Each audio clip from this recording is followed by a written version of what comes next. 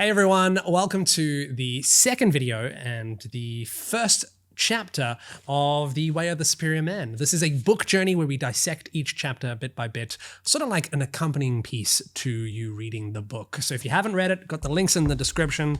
But otherwise, I'm just going to read a little bit. This is a short chapter, but it's meaty. It's like one of my favorites already, and I remember this hitting me so hard the first time I listened to it as an audiobook. The chapter number 1, stop hoping for a completion of anything in life. This is such a big one. Okay, so I'm going to read you some things that I found really great.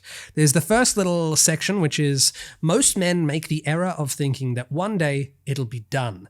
They think, if I can work enough, then one day I could rest. Or one day my woman will understand something and then she will stop complaining. Or I'm only doing this now so that one day I can do what I really want with my life.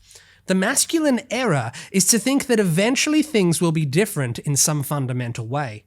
They won't. It never ends. As long as life continues, the creative challenge is to tussle, play, and make love with the present moment while giving your unique gift. So basically it goes, David Deida goes on in this chapter to continue with this idea on 2 steps, 2 points, your purpose and your woman. All right. So when he talks about purpose, he comes up with this really wonderful thing, which is do your mission or the thing you've been waiting to do now. Spend an hour on it every single day now. And then he comes up with 2 of the heaviest hitting lines that I think anyone who's ever wanted to achieve anything in their life and hasn't done it yet, these will hit you hard if you actually care about it and care about being a little bit self-reflective and not completely narcissistic. Here we go. Be forewarned, you may discover that you don't or can't do it, that in fact your fantasy of your future life is simply a fantasy. Most postponements are excuses for a lack of creative discipline. Limited money and family obligations have never stopped a man who really wanted to do something, although they provide excuses for a man who is not really up to the creative challenge in the first place. Bang! All right, so if you're not up to a creative challenge at all, I think this is so true. I've seen it in a lot of people in my life, a lot of men who always talk about the obstacles that they face rather than actually just finding a way through it and doing it and actually achieving what they need to achieve. This is a really big thing. If you ever have wanted to achieve anything in your life, go ahead and do it now. I love this. It is one of my favorite things in this whole entire book is that line, most postponements are excuses for a lack of creative discipline. Get your creative discipline in. So that's the first section. And basically what I love about this is it's not about putting you down. It's about really finding out. Don't leave any stone left. Don't leave any stone left unturned. Don't leave stones unturned, essentially. Turn all those stones around. The thing is, I think if we live our whole life saying that we'll wait for something, you might just die and not get there. Something that I'm reminded of and something that I've spoken about in one of my keynotes is this idea that I watched my father work in not a job. He actually ran a business that he didn't want to run. He ran it just for family and ran it for the sake of other people in his life, but he didn't love it. And he ran that thing with the hope of one day retiring to a vineyard in Tuscany or designing houses or designing jewelry. He used to love being creative in that way, but he ran the steel manufacturing company, the thing he didn't love, every single day until he died. So waiting, you can just die. And then what was the point of waiting? And then the other thing, I think about my grandfather, and there's loads of, if I hadn't have met your mother, if I hadn't have met your grandmother, if I hadn't have met, this person in my life, I would have been this, I could have been this, I should have been this. Most postponements are excuses for a lack of creative discipline. It's like put your dreams and ideas first. It's huge. It's really huge. I just love that so much. So that's the first part. And like I was saying, I don't think it's trying to put you down. I actually just think it's trying to clear out the excuses you have and the shit so that you can actually achieve what you want to achieve. Right? I really think find out today whether you're willing to do what it takes to give your gift fully. As a first step, spend at least an hour today giving your fullest gift, whatever that is for today, so that when you go to sleep at night, you know you couldn't have lived your day with more courage, creativity, and giving. So that's the first section. Second section in this chapter is, in the addition to the myth that one day your life will fundamentally be different, you may believe and hope that one day your woman will be fundamentally different. Don't wait. Now, this is the line that I've highlighted here, this chunky bit here. Assume she's going to be however she is forever. If your woman's behavior or mood is truly intolerable to you, you should leave her and don't look back, since you cannot change her.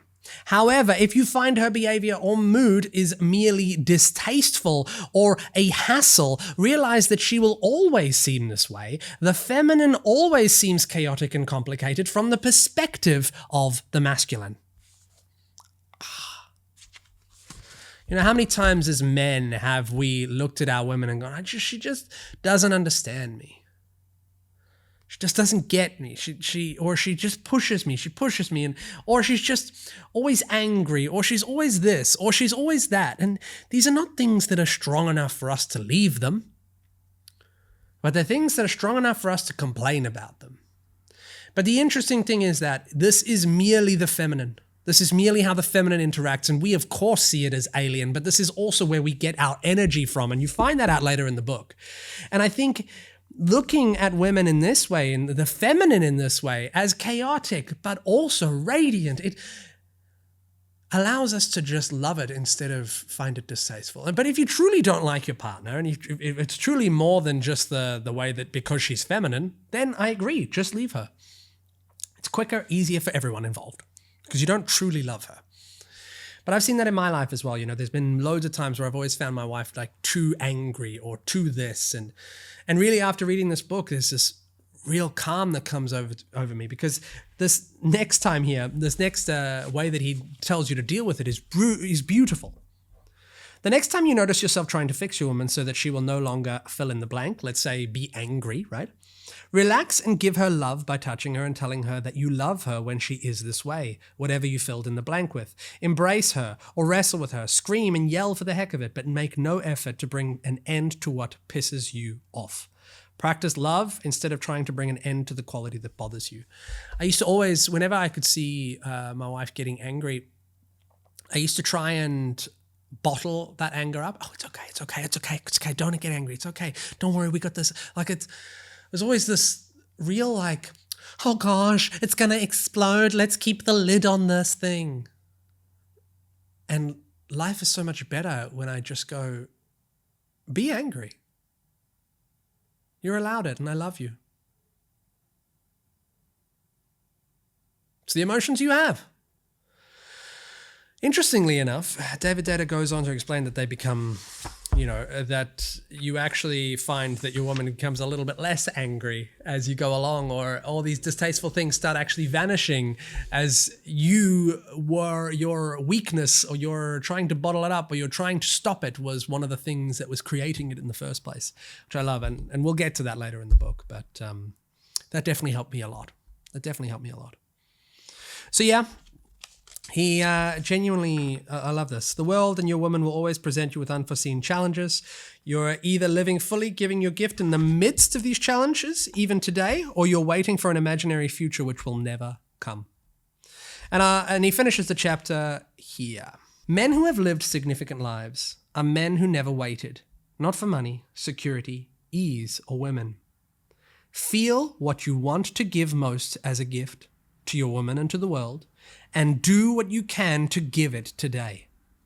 Every moment waited is a moment wasted, and each wasted moment degrades your clarity of purpose. I love that. Every moment waited is a moment wasted, and each wasted moment degrades your clarity of purpose. There's so much to unpack in that. Have you ever felt, oh my gosh, I don't know what I need to do in my life. I feel so lost. I feel so stuck. I feel so into the blank. Genuinely have a look at your life and see, did you pause? Did you not act upon the thing you know you needed to act upon? Because when you do act upon the thing you need to act upon, you create this sense of momentum. You create this sense of moving forward that just cannot stop.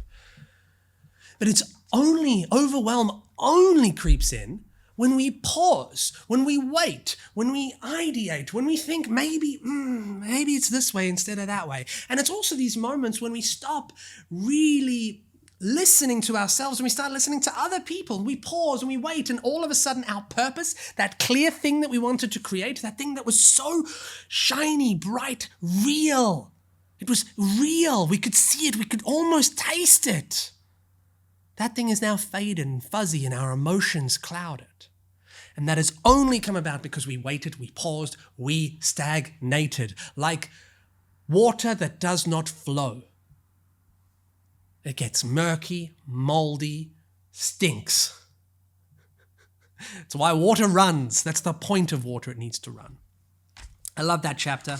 It's a brilliant way that David Deida opens up the way of the superior man.